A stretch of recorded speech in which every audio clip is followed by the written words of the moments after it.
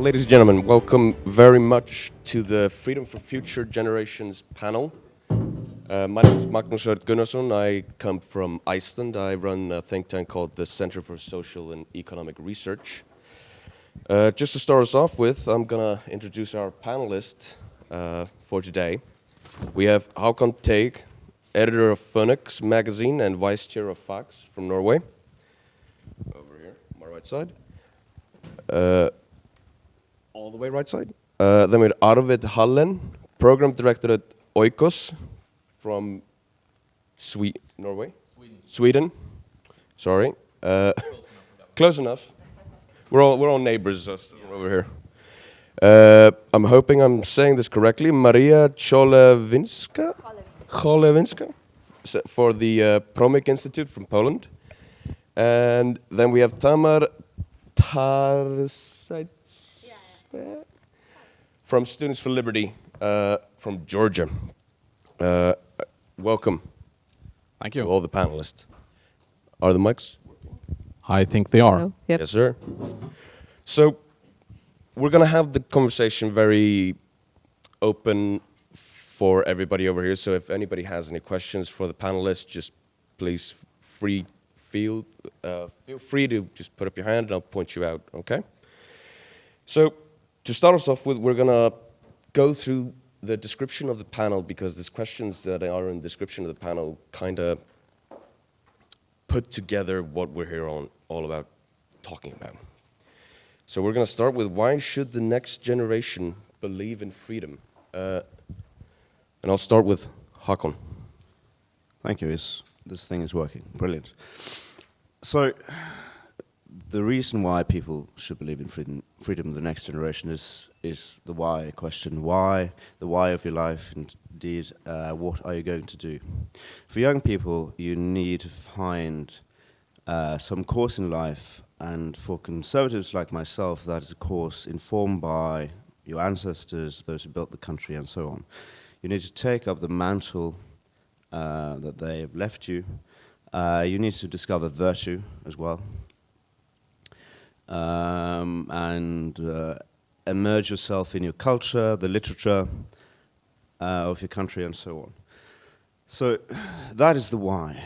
The freedom is all about, to me and also to the people in my association, it's all about doing what you're supposed to do. It's freedom for something. Something that each generation has to discover themselves, I suppose, but it's that great chain of Edmund Burke's. That is the freedom to do that. That is what we're all about. Thank you, Haakon. Maria? Well, thank you for inviting me here, and it's a pleasure to be a part of Think Tank Central again. For me, I think that youth should believe in freedom, mostly because it's the only way for them to succeed. I mean, I know many examples of youth who follow their mentors blindly or follow the leaders blindly without proposing their own ideas and without believing in their own freedom to do so, to act, to engage other ideas. And unfortunately, sometimes these people wake up like in their late 40s and they didn't succeed because they were only focused on one thing, on following the mentor blindly without even thinking what really is important to them, what is their vision, what they want to do. So, of course, we need to have some role models. We need to have some great examples how to act. But we should remember that it's our time, it's our acts, and it's our freedom to do so. So that's for me. Thank you, Maria. Freedom. Well, it's easy to take things for granted. Things like having enough food to fill your belly, having enough gas to heat your house during the winter, living in peace. And these are even quite concrete things. You only miss them when they're gone.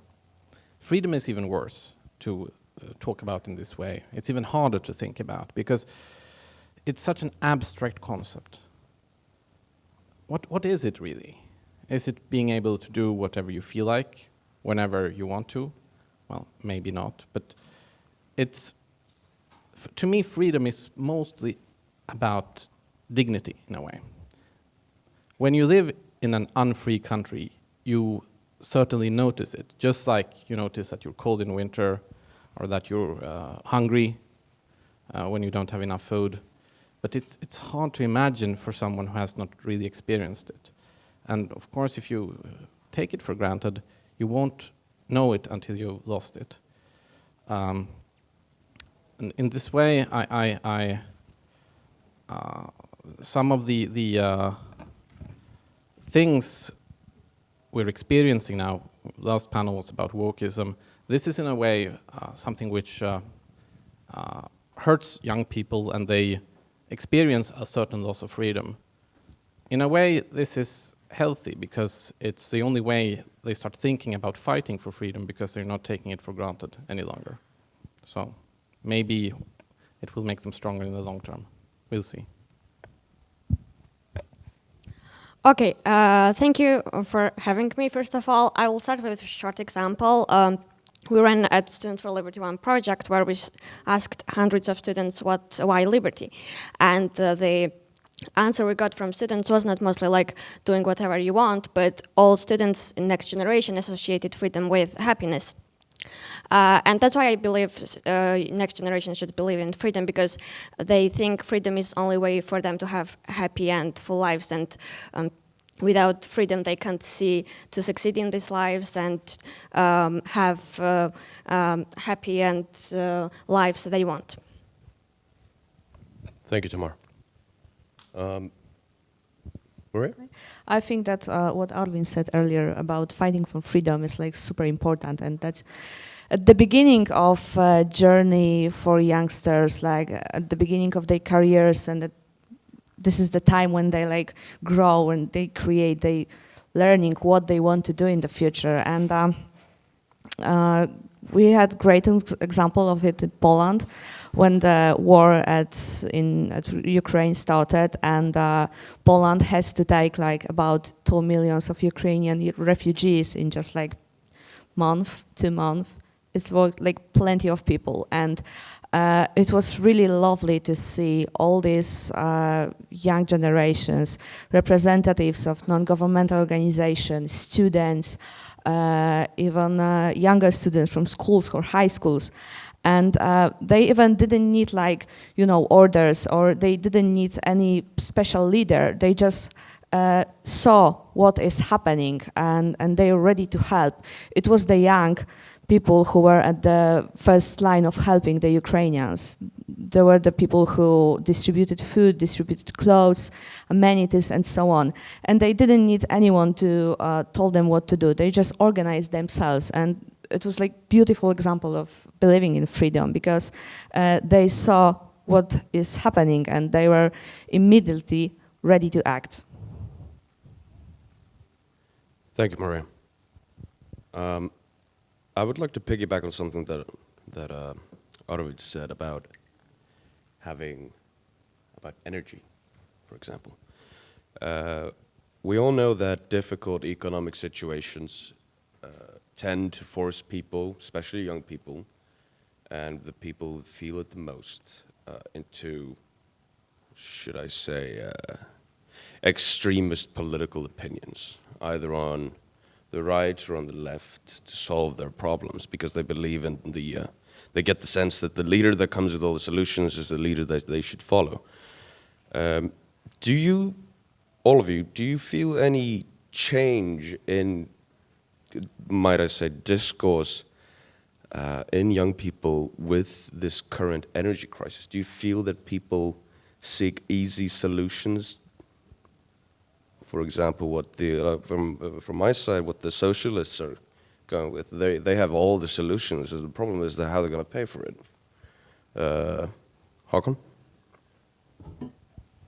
Well, I have the disadvantage of not actually talking to a lot of young people, apart from a group of philosophers and so on discussing higher things.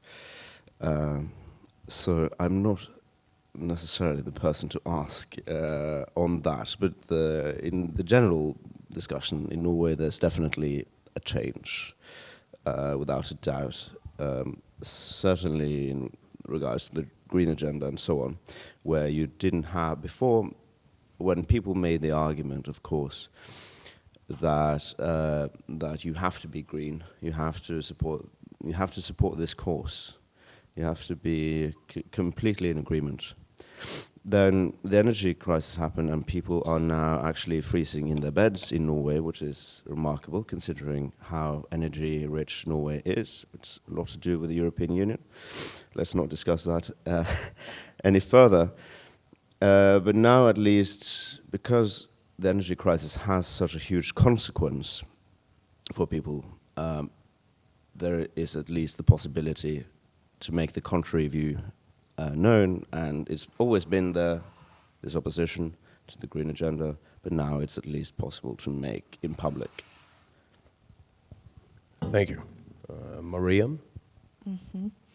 I think the energy crisis for most of the young people in Poland, like millennials, Gen Y, Gen Z, energy and the heat at their homes was something that they just simply taken for granted. And right now, when they're hearing all the news, what is happening, also fake news in Poland, it's like huge problem. We are day after day, there are more and more fake news about lack of petrol, lack of gas, and how we're gonna be cold in the middle of the winter. And even though there is like huge also campaign from the Polish government and Polish organization that there are fake news, be careful what you're reading. The young people are just terrified of the situation, and there is kind of discussion about what should we do, but the important thing is that it changed their thinking, because it's not all about clean energy, because it was kind of trend to be eco, to be green friendly, you know, the climate protests organized by Greta Thunberg and so on. Young people... Sorry about her. Young people just blindly followed that, and now they saw that you simply cannot heat all the houses. You simply cannot have the factories running and energy factories running only through solar energy or wind energy. You need something more like nuclear, like geothermal energy. And it's like a huge thing for them, because they need to sit and they need to like try to understand what is happening and what to do. There are some organizations that are trying to do this. There are some group of young people who try to discuss it, but it's just pretty hard time for them. It's just all the situation with war at the Ukraine, with the refugees we have in Poland. Like for us, it's like very close, and we see it every day, like everywhere. The signs of the crisis. So I think in the future, these generations that are going through right now, through this old crisis, they will think more responsible, and they will just think more about what source of energy they will put in their future houses, or they will simply be just more aware of the fact how fragile it can be to have a heat at your home. And I think it's, in all these bad things that are happening right now, it's a good lesson for them. You're Brutal, but almost as kind of cynical good. as I sounded in the last comment. But anyway, young people are always the most radical people in society. Doesn't matter if they're on the left or on the right, they have the least to lose. They don't have their own homes yet, they don't have their own families generally. They can afford to be radical and say stupid things. But when it comes to energy, I don't think young people in Sweden care in the least. They either don't have their own homes, so they don't have to pay high bills, or they still live at home and their parents pay their bills. So no, I don't think energy is in any way radicalizing people, but in Sweden. But I can mention this, that we recently had our elections. And when you look at how young people voted, we have an a very large majority for the right, which is creating panic in the establishment and in the media. Apparently, this generation Greta they have been talking about has been people who are over 40, but they thought they were 17-year-olds. So, just a small note there.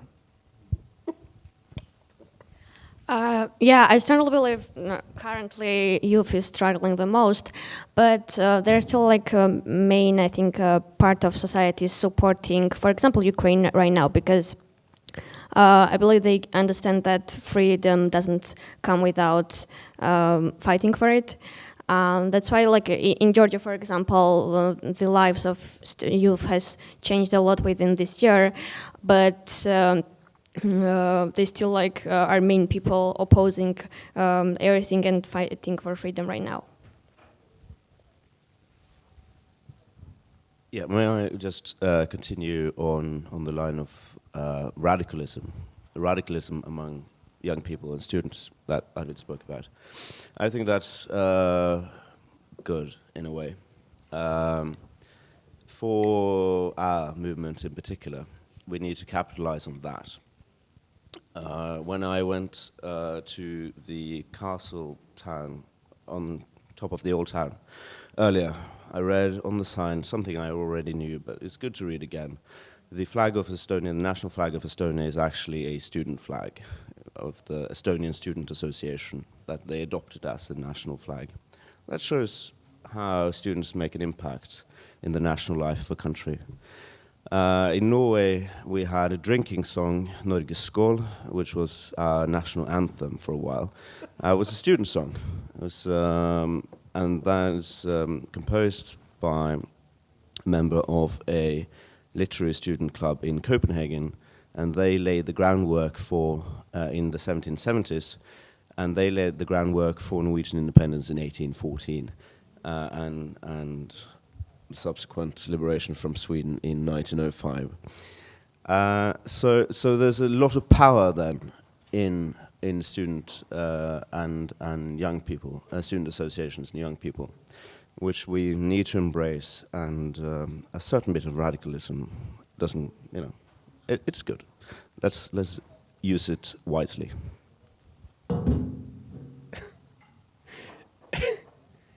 I find it extremely amusing that the Norwegian national anthem used to be a drinking song for some period. It doesn't surprise me, though.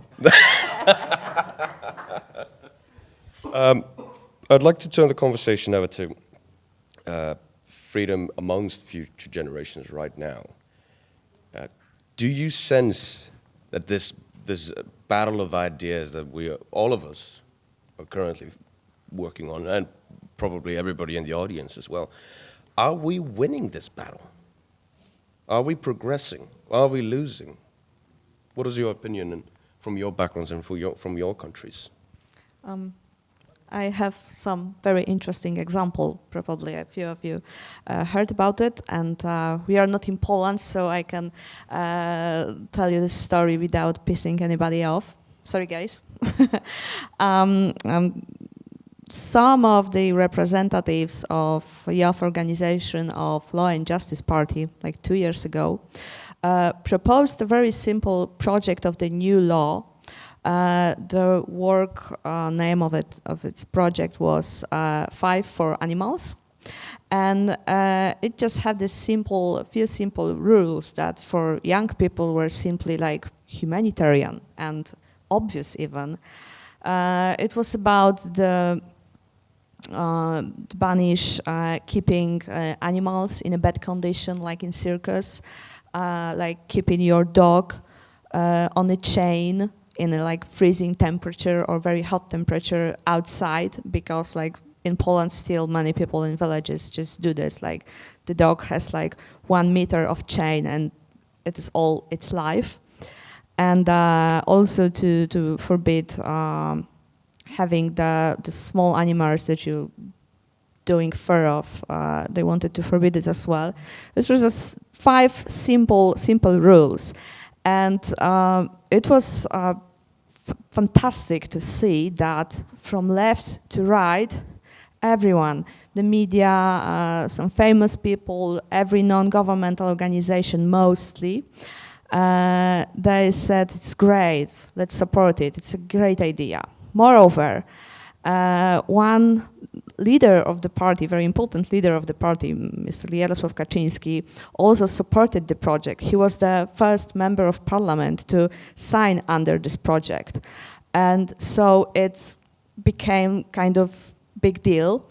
And then in the parliament, the discussion was so heated that almost the conservative coalition also almost collapsed, because we saw the true face of the old conservatives. That was like unbelievable for them to just not being able to keep your dog on a short leash outside in minus 20 degrees in the winter. And it was really a huge argument. And we, as a group of young people who started this, we were really terrified because, oh my God, the government is gonna collapse because of our ideas. that's what you said about earlier. And but anyway, after the aftermath of this project was that there is like a kind of next generation who is open, who is also pretty connected with the conservative ideas, because part of this project was simply based on Roger Scruton ideology. So it's very conservative, actually. But we saw that some of the conservatives in Poland are just simply not ready yet. We just need to wait a bit more, and then the next generation will bring up the new ideas that were maybe, a little better and maybe more delicate. But it's good to see that youth in Poland are open to such ideas. And we had this very pure example that if the idea is good, if the vision is good, then we can united, and maybe not united, but the leftists also can support us, and they just turned out to be conservative, I hope. Thank you, Maria. Arvid? Right. Are we winning the battle of ideas? Sweden used to be the world leader in left-wing insanity. But in about 2015, we lost the #1 place to the Americans, who have now overtaken us.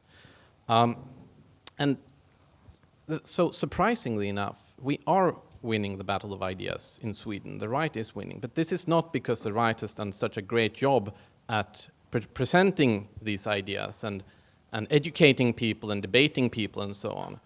At the risk of sounding a bit like a Marxist, I would say that the material conditions in Sweden are very pro-right-wing right now. Essentially, we have a giant explosion in violent crime. And guess who's being exposed to this? Primarily young people. Teenagers, they're the ones being robbed, being assaulted, and so on. And older people noticed it too. So we're winning the battle of ideas in Sweden, but not because of the conservative movement. We have to become much better so that we can kind of channel the enthusiasm and the engagement which people in general have now for the right. And that's our big challenge in the future. Haakon? Well, it's very good to see that the right is charging ahead in Sweden and so on, and we should possibly reconsider our constitutional settlement and enter into union with Sweden again, because it's very impressive particularly the new the last election and hopefully a good conservative government. So there's that. Are we winning the battle of ideas? Well, in Norway, we have a consensus culture. So there's not a lot of battling going on. There's not a great exchange of ideas at all. And our movement is very much a sort of underground movement where we do have those debates, and that's the reason why why we are so very successful, is because we can actually have that debate. on the surface, nothing is really going on, and probably won't for some time. Tamar? Yeah, I would not be so positive because of huge power of governments in not only Georgia but Belarus and other countries. It's very hard for youth to succeed. But that's why I think we pro-liberty organizations should unite and support youth as much as possible, because it's very hard for them in various European countries to fight for unfairness from governments. Thank you. Going on from that, I'd like to ask, what would you deem as the best way for us to increase our winning odds, to further influence the young people? It changes from time to time how we win the battle of ideas or how we fight it from generation to generation. I know it changes in Iceland. It used to be a very high scholarly debate in the newspapers and public debating. There's none of that anymore. The newspapers are filled with left-wing mumbo-jumbo usually, and the public debates are at least bad.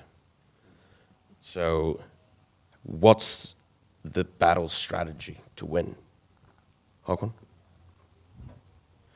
Well, as I said, it's the Battle of Ideas is an underground movement in a way. It's an underground continuing event, and it's happening usually online, online and in pubs. That's it, really. YouTube and all sorts of blogs and so on. So I think, considering how much time young people and the future generation spends on online,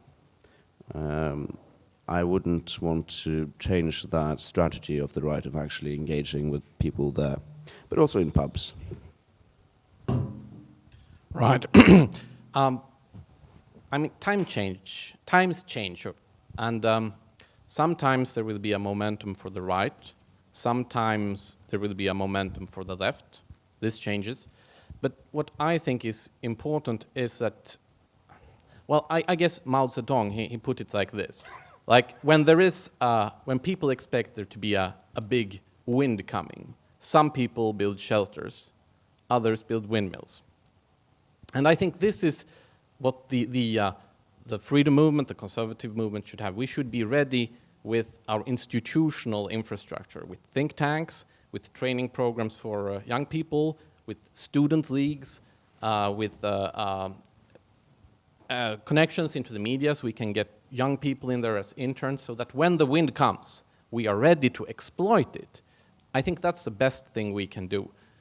We can't control the wind, but we can control on how we exploit it and how we adapt to it. And we have to be ready with our institutional infrastructure. And I think being here today is kind of a part of that, because we build our international connections, we learn from each other, we figure out whom we can cooperate with in the future.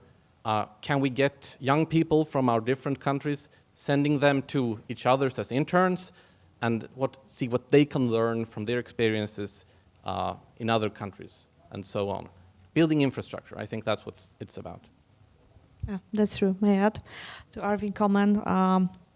That's the battle of ideas. Yesterday, someone during one of the panel, someone said, I think it was Miss Barbara Kolm, she said a joke about why leftists don't have any think tanks, because they have universities. And right now in Poland, I observe, because like many members of Promyk Institute are also still in universities, so we have like connection. And universities in Poland trying to debate whether how it is important to say the same number of men and women as teachers at the university.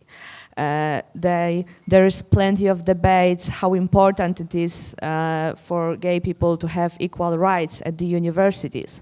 And the truth is that typical student in a big university, he doesn't care about it really. Like, there are some issues, but for these people, the more important stuff are infrastructure, the possibilities to grow, to develop their skills, because especially in Poland, we have kind of like old programs at the universities. Like I graduated from technical university, and I had so little possibilities to learn my skills in the real life, to have practice in laboratory, for example.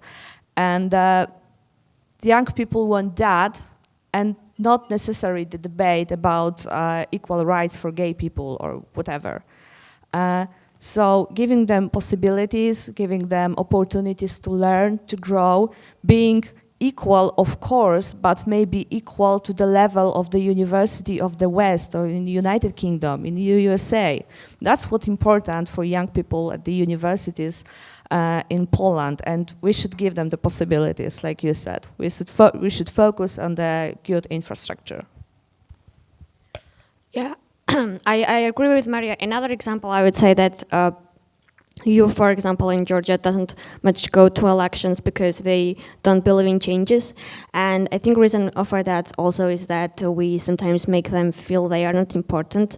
That's why I think pro-liberty organizations should unite and do best to make their voices be heard. Connect with politicians, organizations, and help them to make changes, because they are a main part of society who can make changes in the current situation.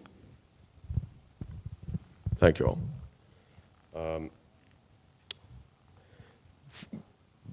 Progressing in the discussion on this battle, I feel sometimes when us younger people have older mentors or bosses that are used to the liberty fight in general, they tend to stick with what they know and the battle that they've been fighting. But in recent years, there has been an opening for a new battlefield, I would say, and that is the battlefield of TikTok politics. Fantastic app in some ways. Should we be chasing the eye and attention of the young people, or should we stick to what we know and do best?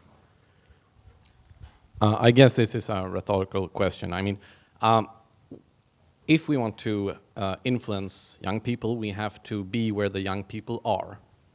Otherwise, we can have the best arguments in the world and no one will care and it won't matter. During the recent Swedish election campaign, we used TikTok to a great extent from our think tank. We did it so well that TikTok banned us. I think that's a badge of honor. Yeah. They shut down a bunch of our videos, and we're this close from being permanently banned from TikTok. But of course, when you're banned or you have your videos censored, then not only do you have a video, which you can show, well, you can still show it on Instagram and Facebook, and then you can write, this is the banned video, which they don't want you to see. And then you can complain in the media, we have been censored, and this in itself feeds on the news cycle and you get more attention. I mean, I guess, you know, coming back to my original point, seminars are great, conferences are even better, like this one, but we're not going to influence young people in general by sitting here and having this conference. We have to go out and meet them where they are. And to do that in a smart way, I guess, that's why we have these kinds of conferences, to figure out strategies to do it. And that my recommendation is use TikTok and use it until you get banned from it. Yeah, sure, but you know what, I'm afraid of downloading TikTok on my phone because it's like so Chinese and it takes all the data from the phone. That's the first hard thing. I mean, how we can do it if we know that it's so dangerous. Yes, but I totally agree. Like the conferences are very important. It's from my experience, the first conferences I've been to, it was like huge eye-opening experience, and I was very happy to be there. And it was a great kickoff to do some more things in Poland and adapt some ideas from the people I met during the conference. But it's just like a few people only who we can reach during these conferences, and we want to reach the general group of young people, and it's all the new techniques that we can use. And also, I think we should become kind of like chill and try to be more straightforward, because as we said earlier, young people are kind of like, they want things to get straightforward. They don't want like big words or something like this. They're just looking at the effectiveness of the government. That's what's important to them. The possibilities, as I said many times, that's what's important. And we should do this. And then in Poland, the last elections 3 years ago, we have this great experiment when we did some nice short videos, and it wasn't TikTok yet, but it was some short videos on Instagram and on Twitter with the lead politics from the country, from the party. And it was like hit. Like, of course, there were some like haters, but even haters put the video, and it went viral, totally viral. Everyone heard about it, and it's like pretty smart thing to do. Thank you, Maria. Haakon? Yeah, well, when it comes to social media, I'm not, again, the person to ask. I stopped using Snapchat in my late teens, and that was, 8 years ago or something. And I found, or spoke to an older relative, and she said, well, I use Snapchat. I didn't know Snapchat was still a thing. Then I spoke with my oldest friends, from a group of friends, and it turns out they still use Snapchat. And I'm still apparently in that group. Sorry, does anyone in the room have Snapchat? One person. A show of hand. Who uses Snapchat in here? Only doing a two good people. job. Only 2 people use Snapchat. Really?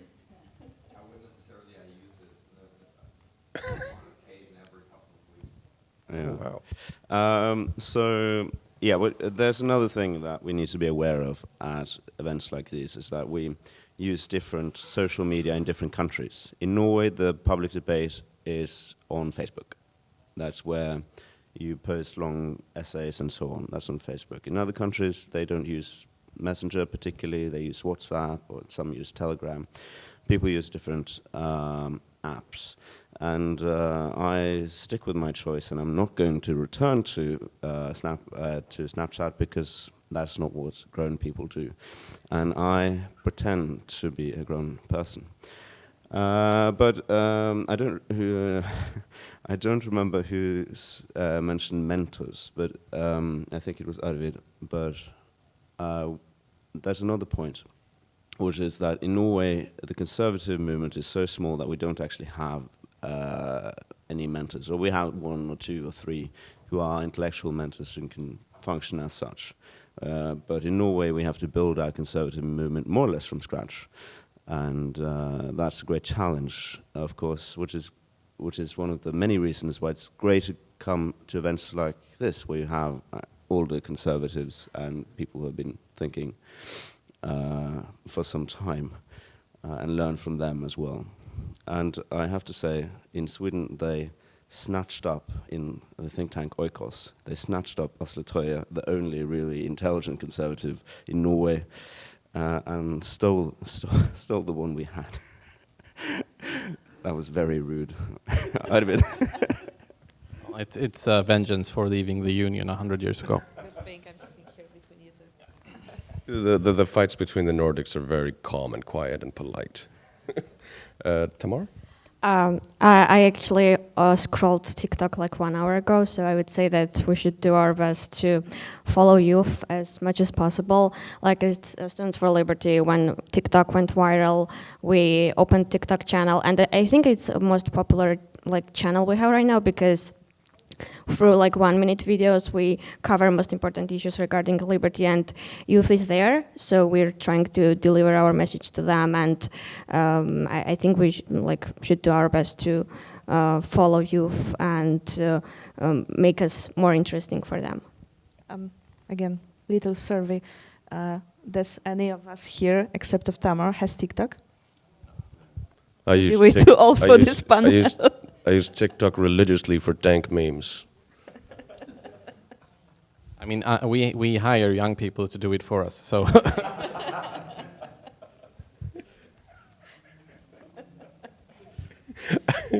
I would just want to say, I want to remind the audience, if you guys have any questions, let's go.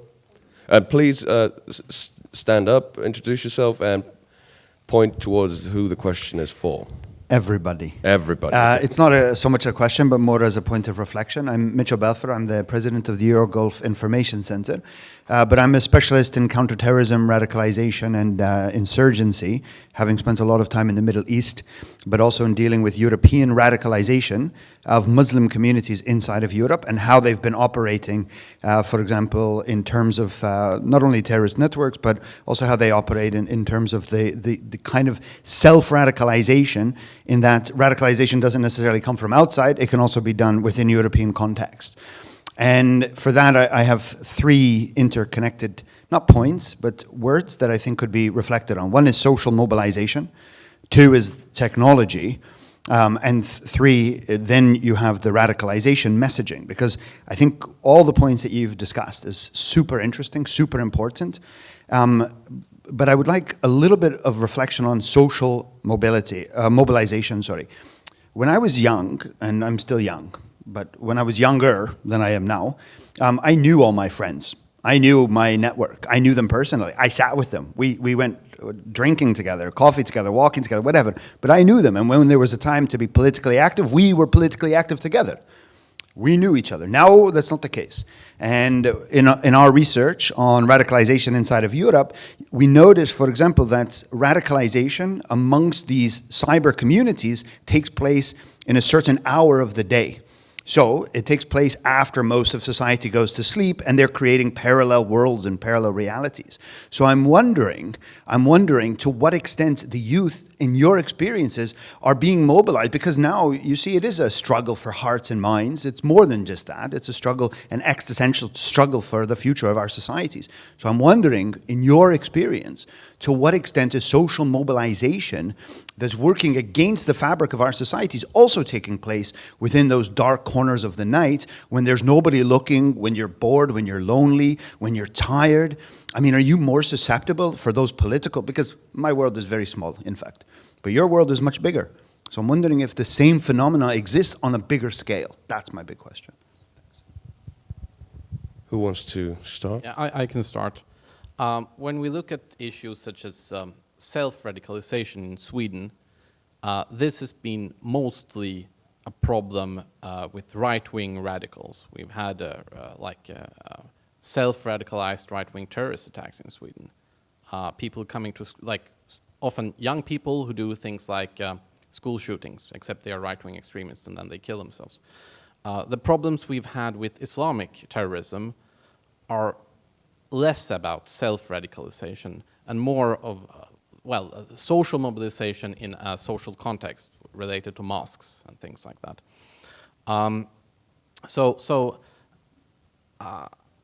I guess this is because there is no real organized Swedish right-wing extremism. So if you want to be a right-wing extremist, you got to do it on your own during the dark hours of the night online. But if you're an Islamic extremist, there is a better social context, a more convenient way of organizing. So I'd say, I hope that's at least answers your question for the situation in Sweden.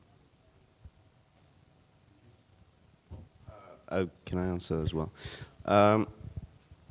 Considering the point I made earlier about radicalization. Radicalization can be good, and it can change the future of nations with the appropriate drinking song. And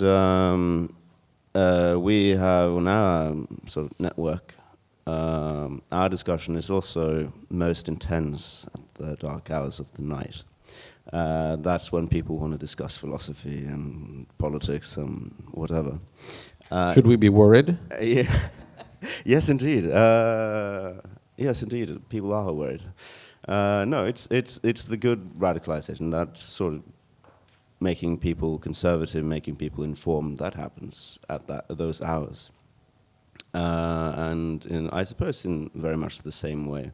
So I would, yeah. Or you can just look into us and see how radical we really are about Hegel and Burke.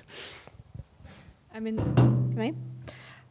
In Poland, when we had this crisis a year ago, actually in autumn on Belarusian border,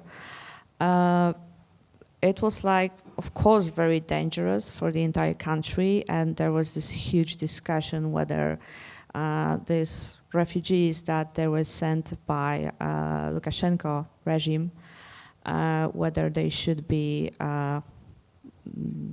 able to be in our country or not.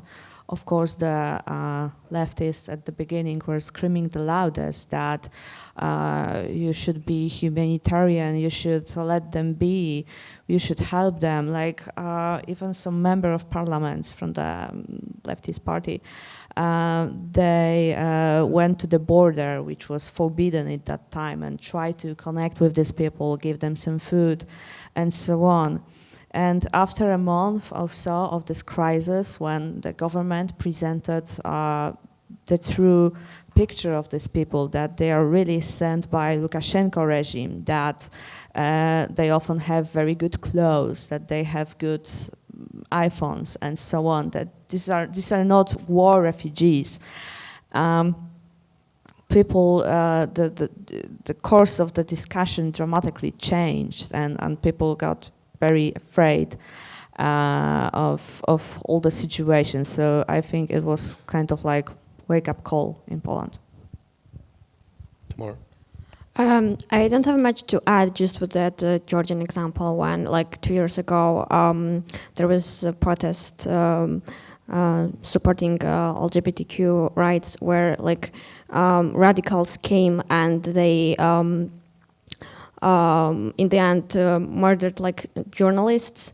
So radicalism has caused very tough results in the last years. So yeah, in Georgia it's very like tough case. So yeah, in Georgia also it's like still exists.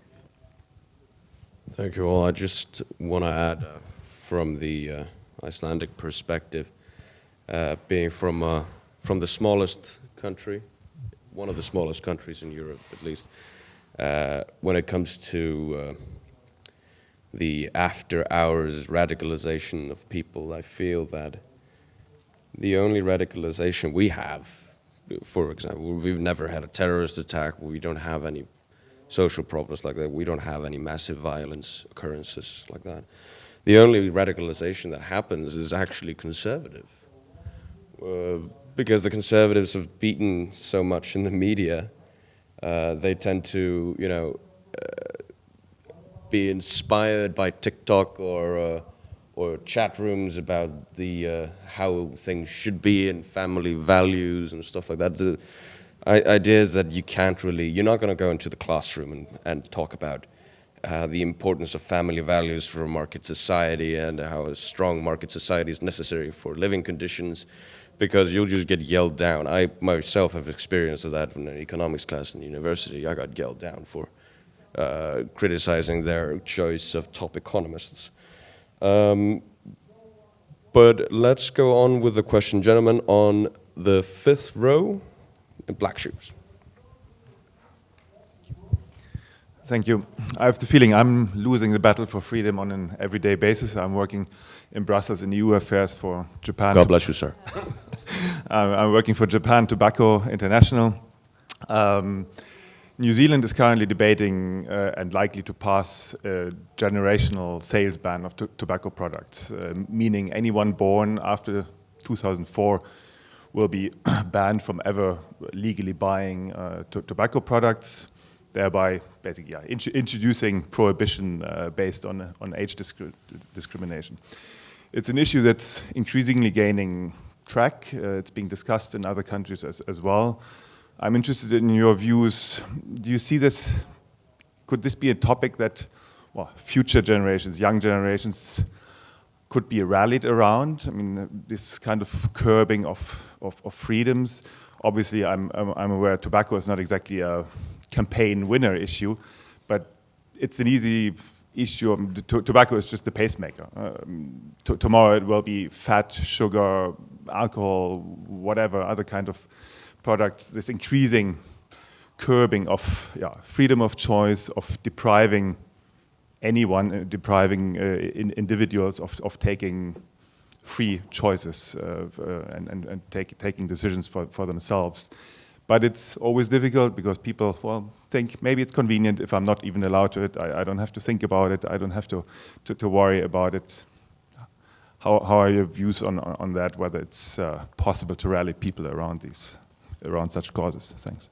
Right. I mean, Sweden has very restrictive laws on tobacco, and they're not going to change. But if anyone wanted to introduce like these kind of generational restrictions, I mean, we've joked about that in different issues, not on tobacco, but if anyone tried to do that, introduce that kind of age discrimination in Sweden, there would be a giant outcry. And it surprises me that you mentioned that some people are actually trying to do that in some countries. In Sweden, we could have a revolution over it, and then people generally don't smoke in Sweden very much anyway. But the idea that no, it's like saying no one born after the year 2010 is going to be allowed to vote. Sorry, if you infringe upon people's rights in such a blatant way, it would never work. Not in Sweden, at least. Maria? Yeah, I think the same in Poland. Like, tobacco is not so popular, I think. At least I never tried it. But yeah, people are very delicate about this stuff. Like, okay, we have plenty of like tobacco or like alcohol stuff that people do, whether they're young or old. And of course, there is like breaking the law. The young people are trying new things at the very beginning of the age. But in Poland, it's like, I don't want to say it's normal, but it's acceptable, and it's like, now I can say that freedom is just letting young people doing and learning from their own mistakes. But yes, it definitely would be a revolution. And about, I don't know, eating meat or adding sugar or fat to the product. In Poland, it's already started. But I think it's in a good way, because it's more like about education and about informing young generation that, you know, it's not good for your health. And I must say that in Poland it's happening in a pretty good way, and it's working. It's not about raising a riot, and the like organizations and the government is doing it pretty good to educate the youngest about the effects of using too much sugar or fat in their food, and it's really looking good, because when I was young, it was like totally different. So it's a good direction, but of course there are like just crazy people who are screaming near the steak bar that we shouldn't eat good meat. And it's like in every country, but yeah, it's mostly about education, and people know that they shouldn't drink too much or shouldn't use too much tobacco and so on, and it is acceptable. And I can't remember about any discussion in public about forbidding such stuff. So. Haakon? Well, so to answer your question, for Norway at least, it's not really a popular cause. In Norway, we are, as I mentioned, a consensus society, but we're also keen on restrictions, which I am myself as well. I do believe in limits on the free market, and when prostitution was banned in Norway, that was a very good thing. It's curtailing liberty, I suppose. So for Norway, it's not going to be a rallying cry. It's really the rallying cry for the younger people is stuff like family values, which they've discovered online in the chat rooms after midnight. Tamar, I know you guys in Georgia have a very liberal Yeah. tobacco laws. The only country that I know of where you can get colored cigarettes. Yeah, but as for like libertarian students, for them, all around Europe, restrictions on tobacco, vape are very important. Like our students in various European countries have done many protests, lectures about this. But even in Georgia, when there was decision on like changing packages of tobacco, students made many protests, and they even like showed packages of like sugar, not sugar, like chocolate and so on, how packages of it can also be changed. So this issue is very important for at least libertarian students with whom I have regular communication. I'd just like to round up this question with saying that the fight in Iceland is usually about, hang on, this thing. The fight in Iceland is about this thing, nicotine pouches. In Icelandic culture, this is like God and country. And the Swedish energy drink Nocco, we have an actual song called Bakko Nocco, which is, Bakk is what we call this one in Icelandic. So they recently changed the laws and moved these nicotine pouches under tobacco laws, which is not the same thing. And everybody just sat there and was quiet about it. In general, people from my network, we were mad. We sent in letters to the parliament, to the minister that was trying to infringe on liberties. But I feel when you mention that New Zealand is doing such a, I would say, fascist legislation, I think the threat is impending for this, especially in probably Nordic societies where we are more complacent with government legislation and restrictions on things. I feel like in Georgia, you guys would probably protest, but our right-wingers are in the Nordics are, as my dear friend Professor Hannes says, we're all fat and lazy because we're so happy in our own skin. So I think the threat is impending. It's not there yet, but I think we need to be prepared for that fight. But last question of today, since we only have 3 minutes, gentleman from the third row.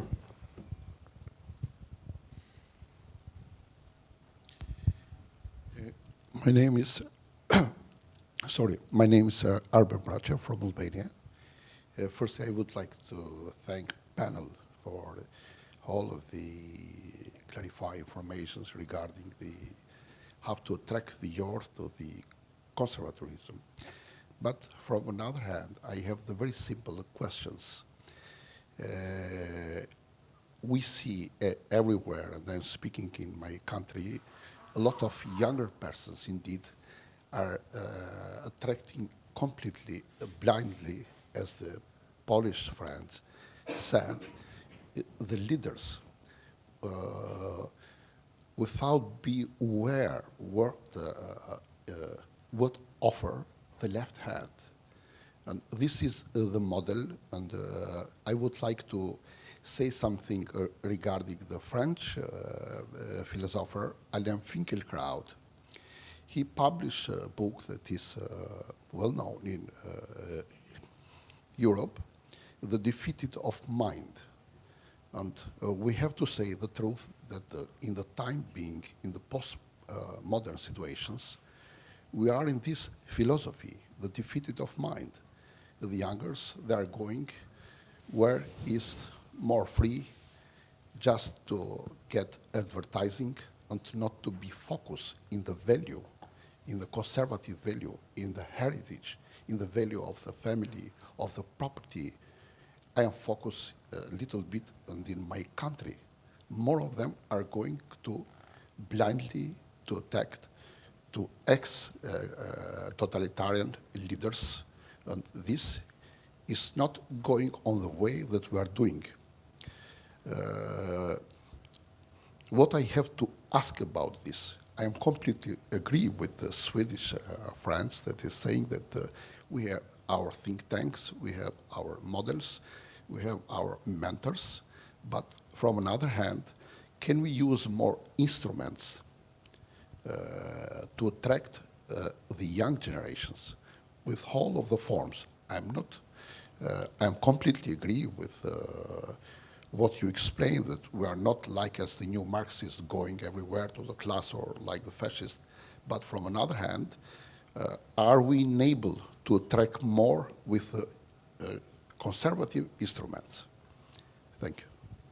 Yeah, I think I can tell you something more about the new instrument we provided in Poland. It's like huge argument about it, of course, but about following leaders blindly, it's like we have clear examples of young people in the opposition of the leftist parties in Poland. The leaders of these parties often started and did great careers during communism and during very, very dark ages in our history. And there are like plenty of young people who want to follow them because often they maybe look a bit cooler, like example of Donald Tusk, who was in the European Union. So he seems for many young people as a, like, you know, international great leader. Why this is happening in Poland? Mostly because our educational system in schools, at the beginning of schools, is like when you learn history, the teachers don't have enough time to learn the entire new history, like after Second World War. That is actually very important for us because the youngsters don't know the newest history of Poland, and which is equally to they don't know the history of nowadays leaders of the opposition. And only this year the Minister of Education provided the new subject to schools. It is called History and Modernism, something like this. It's like there were written whole new books about it, and it's only focuses of the newest history of Poland, so that the youngster can learn the history of the people that are saying that they are patriotic, that they are very Polish right now, but actually they have very strong Russian connection right now.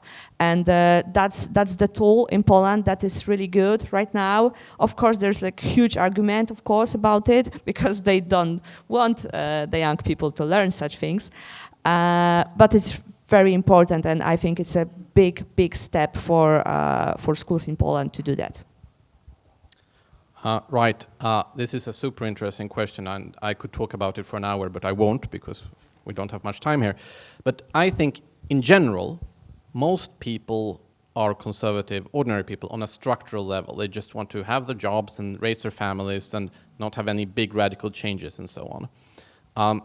So what other instruments do we need? What we need is mostly not to have the radical left shape politics. And if you leave people alone, they will kind of stay, or at least become, conservative when they grow older.